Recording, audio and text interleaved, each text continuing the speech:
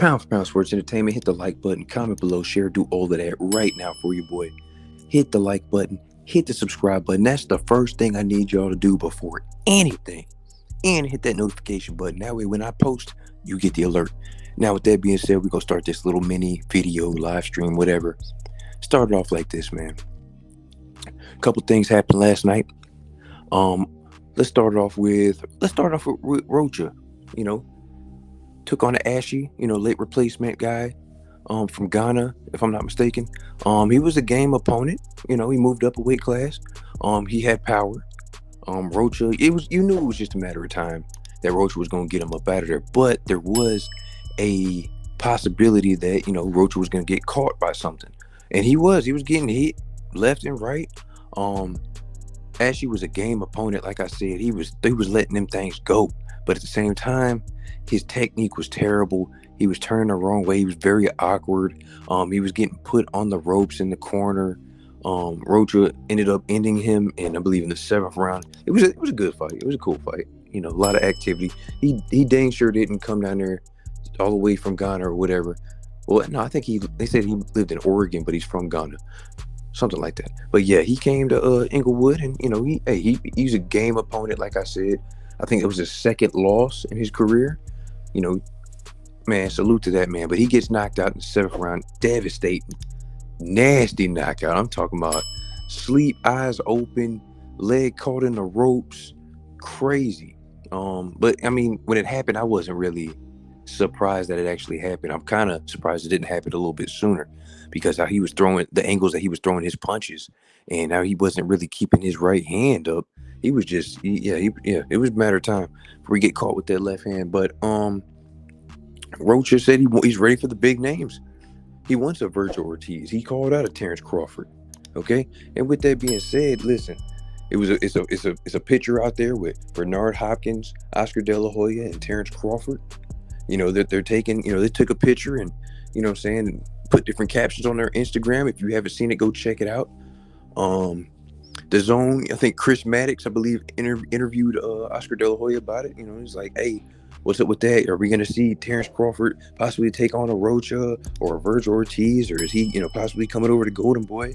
And you don't want to let the cat out the bag. You don't want to spill the details of what the meeting was. Not till everything's official. But it was kind of, I wasn't surprised seeing that picture with Bernard Hopkins, Oscar De La Hoya, and Terrence Crawford. I wasn't. Terrence Crawford is a free agent. He can do what he wanted to. He can do what he wants to do. He knows that the fight that he wants is a Errol Spence fight. Negotiations, went wherever they went. The fight didn't happen. Errol Spence is going to be taking on Keith Thurman allegedly at 154. We'll see what happens. But as far as Terrence Crawford, hey, go where the bag is. I'm not mad at you. Go where whoever gives you the biggest bag. And right now, if Errol Spence doesn't want to fight you, Rocha, he's a good opponent. I believe he is your mandatory now for the WBO. We'll see what happens with that. Virgil Ortiz, I believe he's taking on Stanionis for the WBA regular. It all depends on what's going to happen. Everybody's trying to get in line, with whatever Spence is going to do, because he has 3 of the belts. So if Spence moves up to 54, the belts will be dispersed, and everybody that has a regular belt will be elevated to full champion. Okay, meaning Jerron Boots Ennis will have the IBF. The winner of Stanionis and Virgil Ortiz will get that WBA. To WBC, I don't know what's going to happen with that. It might be, somebody might have to fight for a vacant, but nonetheless, guys are getting in position. If Terrence Crawford ends up signing with Golden Boy, and maybe he does a 2-fight deal with them for the amount of money and the guarantee that he wants, go get your money. I ain't mad at you. I think Terrence Crawford can definitely beat Rocha. I think he can definitely beat Virgil Ortiz. So in his eyes, he's looking like, shoot, let me go ahead and get Rocha out the way. That way everybody can shut up about a mandatory. My mandatory is taken care of. Hopefully Stanionis can, he'll take an L to Virgil Ortiz. I'll already be signed to Golden Boy. We make that fight. Earl Spence moves up to 54. Now I can unify, and I'll have 2 belts at 54. I'm just 2 away from, being undisputed again. I was already undisputed at 140. Now I can be undisputed at 147. You know what I'm saying? But it's all about the money. It's all about the good matches for Terrence Crawford and Oscar De La Hoya. It's all about the opportunity. Okay? It's an opportunity to sign a Hall of Fame fighter. It's an opportunity to sign a guy that already has a belt at 147. Okay, that's what that's about. I'm trying to make some moves behind the scenes and get one of the hottest free agents out there. It's just all about, do I have his guarantee ready for him? That's what Terrence Crawford wants. That man wants that money. He got the accolades. He's already a surefire Hall of Famer. Cool, undisputed at 140. Cool. We've already done that. It's time to get this money. And I believe Terrence Crawford, what, 36, 35, 36? Yeah, it's time to get this money and get up out the game. You know what I'm saying? So, if it happens, we'll actually see what happens. I'm looking forward to it. Somebody said, Rocha and Terrence Crawford should fight, maybe in May, Cinco de Mayo or something like that, or June. Now, I have no problem with that. Let's make it happen. Cool, great, whatever. Fight around the same time that Errol Spence and Keith Thurman fight. That way you're on the same kind of schedule, same kind of timeline. I'm fine with that. No problem. Do it. Make it happen. If you can do it, whatever. Just let's make some moves happen. Let's get these guys that have been very, very patient with the whole Errol Spence and Terrence Crawford situation. They've been very patient. Let's get them up and going. Let's get these guys motivated, because a lot of guys, they're sitting there like, yo, y'all are taking too long. Decide what you're gonna do. Errol Spence, if you're gonna make the fight with Terrence Crawford, cool, make the fight. You guys can, have your undisputed, then move up. If you're not gonna make the fight, drop the belts and move up so everybody else can get a shot at the titles. It's a lot of it, like, this is the most. It's probably one of the most. Like, this is taking forever, bro. Like, it's just a lot of people complain about Keith Thurman holding up the division. This whole Errol Spence and Terrence Crawford situation has been holding up the division for years now. It is really ridiculous. I don't even want to talk about that fight anymore, honestly. Until that fight actually happens, I don't want to really talk about it. It's just so it makes me mad. It pisses me off. But that's that situation with Rocha. Was it Arthur Beterbiev and Anthony Yarde? Oh, what a heck of a fight! Oh man, that's a fight of the year candidate right there, because it was on from the get go. Like I said in the previous video, Anthony Yarde came out a little, little herky jerk movements and stuff, and maybe he used up too much energy in the beginning, the first couple of rounds of that fight, because Arthur Beterbiev was calm, crafty veteran. Let me fill you out, and he's taking on a young buck. So let me just go ahead and see what you're gonna do.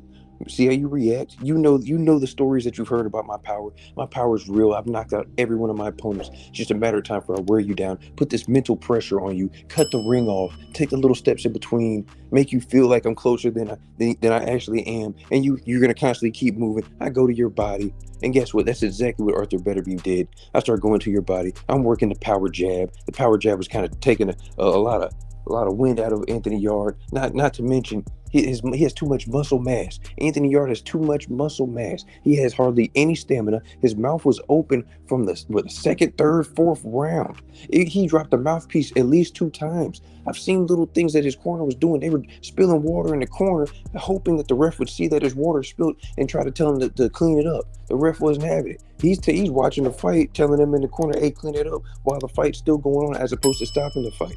Okay? But it's just little things like that. But I have to give Anthony Yarde a lot of respect, because he caught his second win. He was hitting Beterbiev more than I've seen Beterbiev get hit.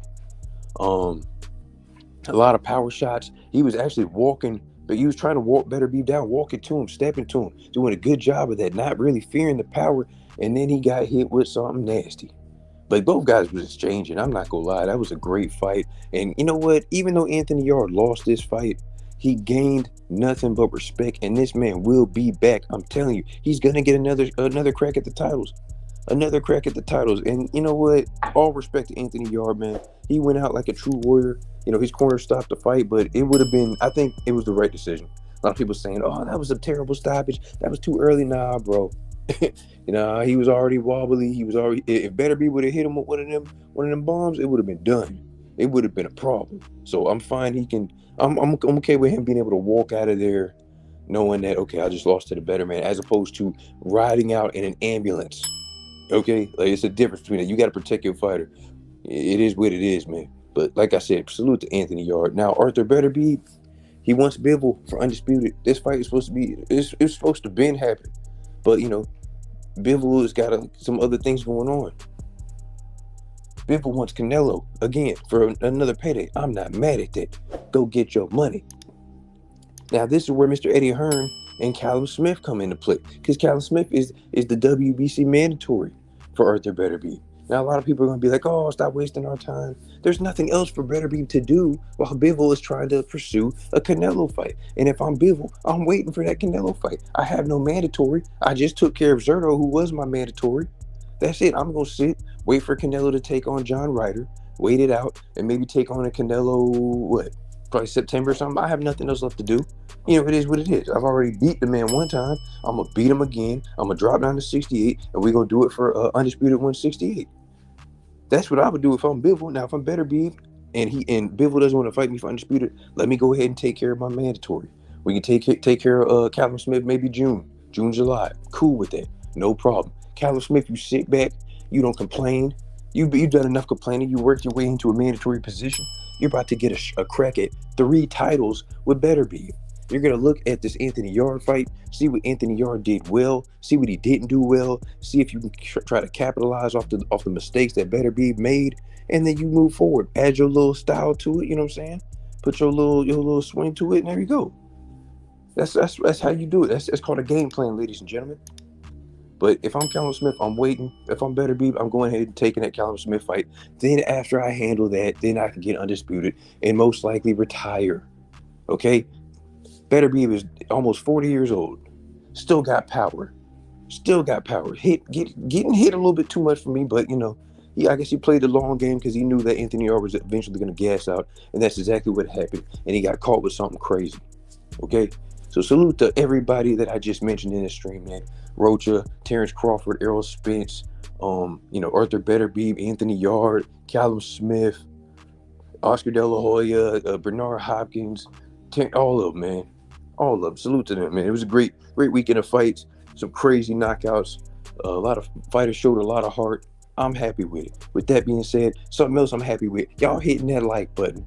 Y'all hitting that subscribe button for all things sports entertainment related. Hit the notification button as well, so when I post it, you get it. With that being said, it's your host, F. Merritt, Pound for Pound Sports Entertainment. I'm out.